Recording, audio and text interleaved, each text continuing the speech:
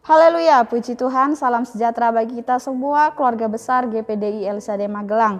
Kita bersyukur pada hari ini kembali kita akan menikmati kebenaran firman Tuhan.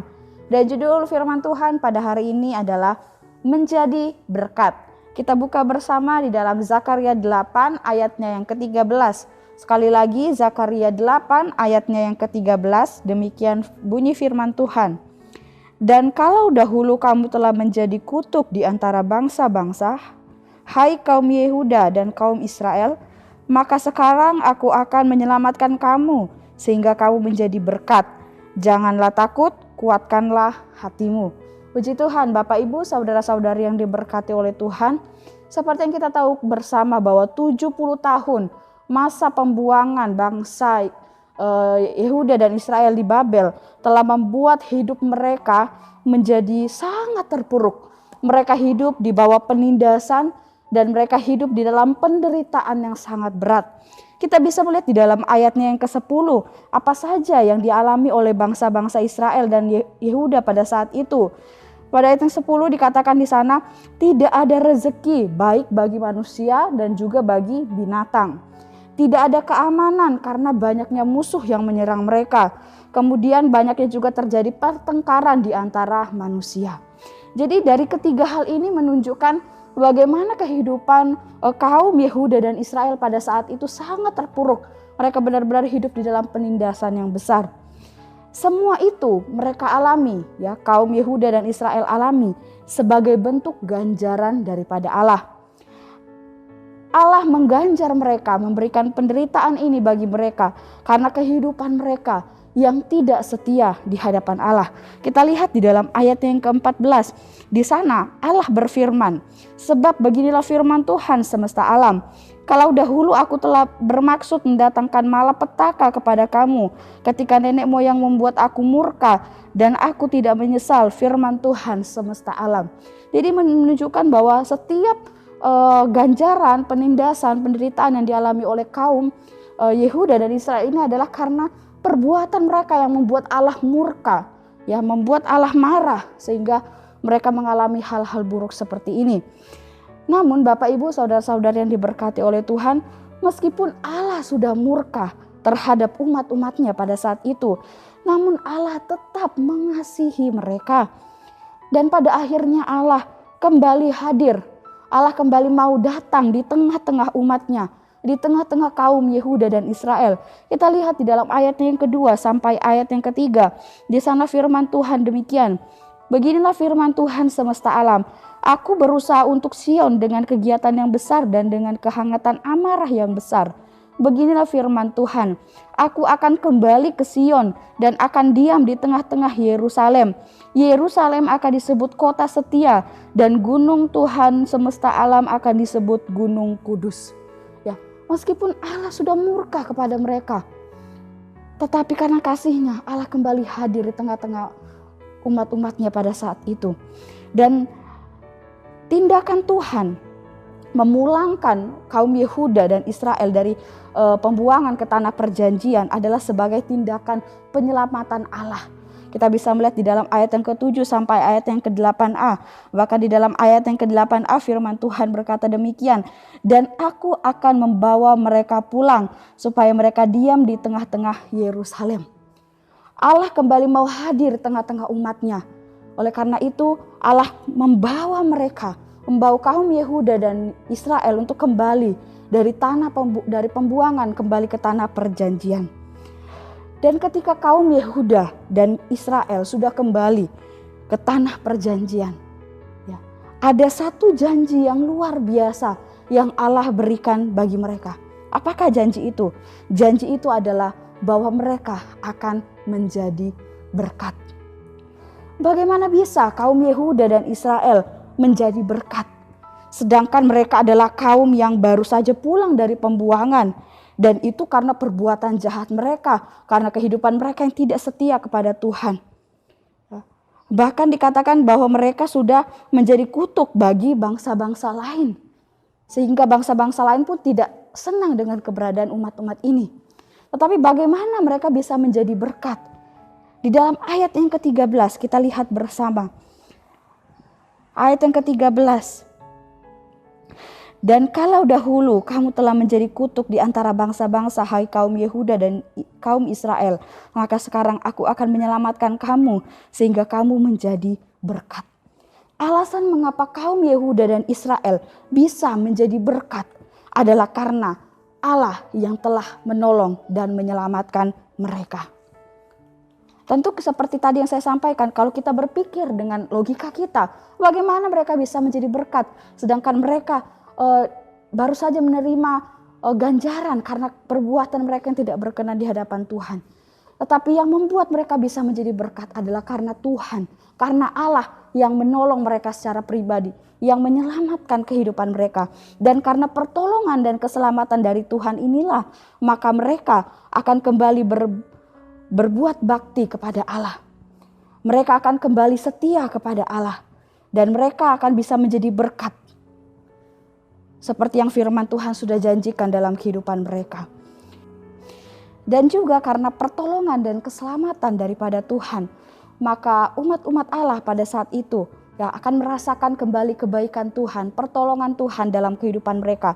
Seperti yang kita bisa lihat di dalam ayat yang ke-11 sampai ayatnya yang ke-12. Di sana dikatakan bahwa Allah akan menabur damai sejahtera di tengah-tengah umatnya. Ya. Di dalam ayat yang keempat sampai ayat yang kelima, kita juga bisa melihat di sana bagaimana akan ada kedamaian yang terjadi di tengah umat-umat Allah pada saat itu. Di sana dikatakan akan ada lagi kakek-kakek dan nenek-nenek duduk di jalan-jalan Yerusalem, masing-masing memegang tongkat karena lanjut usianya. Dan jalan-jalan kota itu akan penuh dengan anak laki-laki dan anak perempuan yang bermain-main di situ. Ini berbicara tentang bagaimana ada damai sejahtera dan keamanan yang akan kembali Tuhan kerjakan di tengah-tengah umatnya. Kemudian kita melihat selanjutnya, di sana juga dikatakan pohon-pohon anggur akan memberi buahnya dan tanah akan memberi hasilnya dan langit akan memberi air embunnya. Ini berbicara tentang bagaimana Allah akan kembali menyediakan setiap kebutuhan umat-umat Allah pada saat itu. Setiap kebutuhan pangan mereka tercukupi, bahkan pekerjaan pertanian mereka pun akan berhasil. Dan puji Tuhan, Bapak Ibu saudara-saudari yang diberkati oleh Tuhan, melihat dari apa yang dialami oleh kaum Yehuda dan Israel dari firman Tuhan hari ini, tentunya kita juga rindu agar kehidupan kita bisa menjadi berkat. Entah itu menjadi berkat di tengah-tengah keluarga, di tengah-tengah teman, pergaulan, tetangga, jemaat-jemaat Tuhan dan lain sebagainya. Menjadi berkat adalah ketika kehidupan kita bisa berdampak baik bagi orang banyak.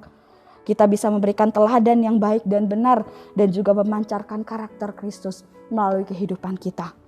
Oleh sebab itu mari kita menjadi pribadi-pribadi yang menjadi berkat. Dan apa yang harus kita lakukan supaya Allah membuat kita bisa menjadi berkat.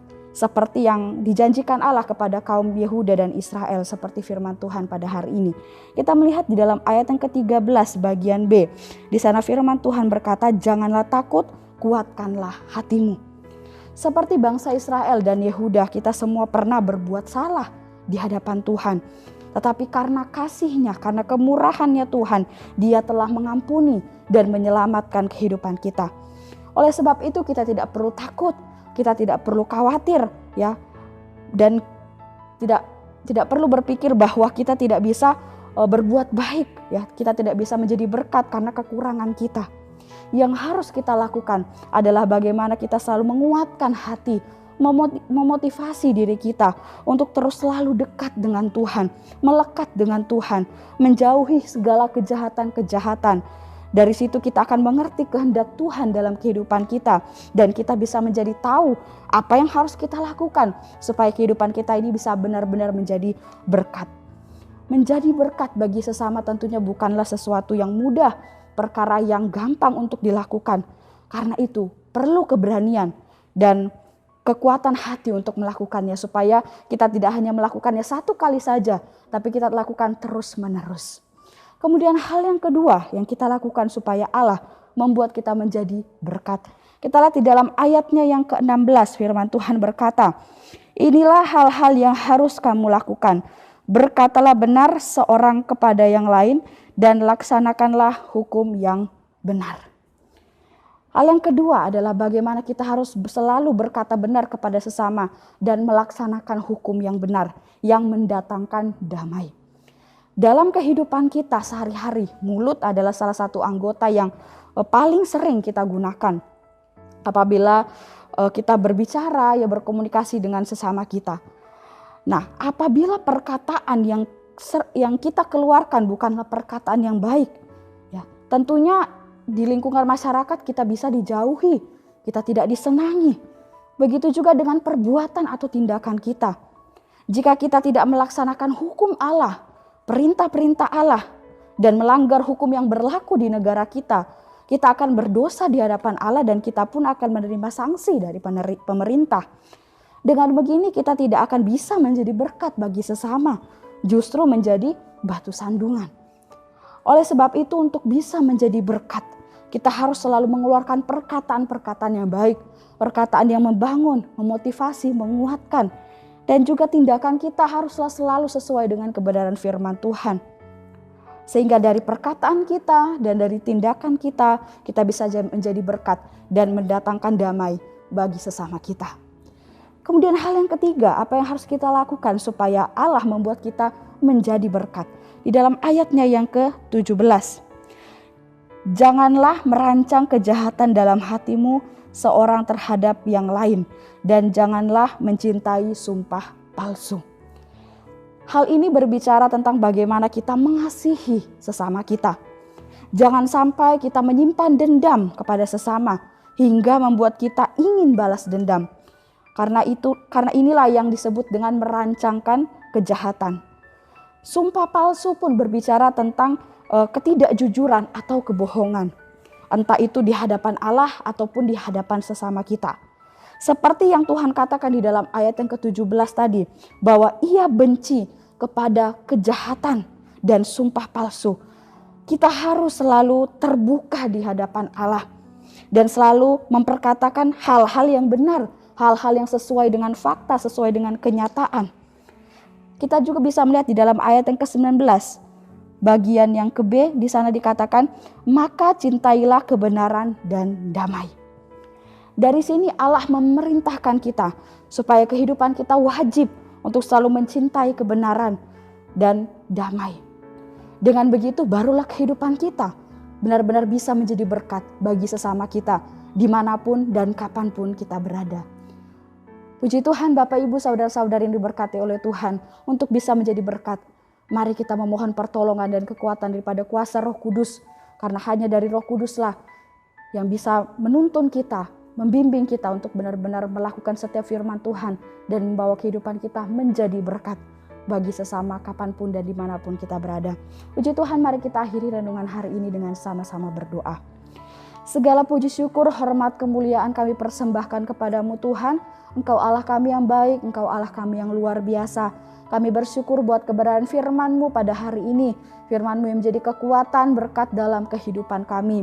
Engkau tolong setiap jemaat Tuhan yang ada di GPD LCD Magelang, supaya kehidupan jemaat-jemaat Tuhan semakin setia dan semakin berkenan di hadapan Tuhan. Terima kasih Yesus, terima kasih Bapa. Kepadamu lah keluarga besar GPD LCD Magelang bertopang, mulai dari kandungan, Engkau yang selalu dipuji. Bagi banyak orang, kami seperti tanda ajaib. Engkaulah tempat perlindungan kami yang kuat. Terima kasih Tuhan, kami aminkan kebenaran firman-Mu ini dalam kehidupan kami. Terima kasih Yesus, kami terima firman-Mu dalam nama Tuhan Yesus. Haleluya. Amin.